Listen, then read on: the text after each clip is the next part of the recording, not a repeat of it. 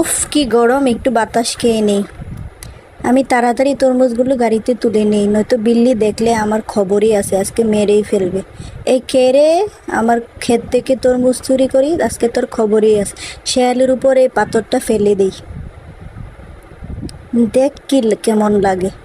ওমাগো মরে গেলাম, কেউ বাঁচাও। তোকে না করার পরে আমার ক্ষেত থেকে তরমুজ চুরি করিস কেন? আজকে তুই গাছে বেঁধে থাক। ভাইয়া আমাকে বাঁচাও, আমাকে বিল্লি বেঁধে রেখেছে, তুমি এখনই আসো। ও তুই দাঁড়া, চিন্তা করিস না, আমি আসছি এখনই। আমি এখনই গিয়ে আমার বাইকে ছাড়িয়ে নিয়ে আসবো। যা দূর, আজকে তরমুজই খাবো না, এই শেয়ালের বাইয়ের আজকে একটা ব্যবস্থা করে নেই। ওমা গো, মরে গেলাম, আমাকে বাঁচাও। হ্যাঁ, আমাকে বাঁচাও, আমাকে বাঁচাও। আজকে তোদের লুম ছাড়িয়ে নিব। এই লুম দিয়ে আমি আমার জন্য জামা বানাবো, সবার লুম দিয়ে। হুম, দেখ কেমন লাগে। এই যে জামা বা তৈরি করে নিই, তারপর জামাটা পরবো।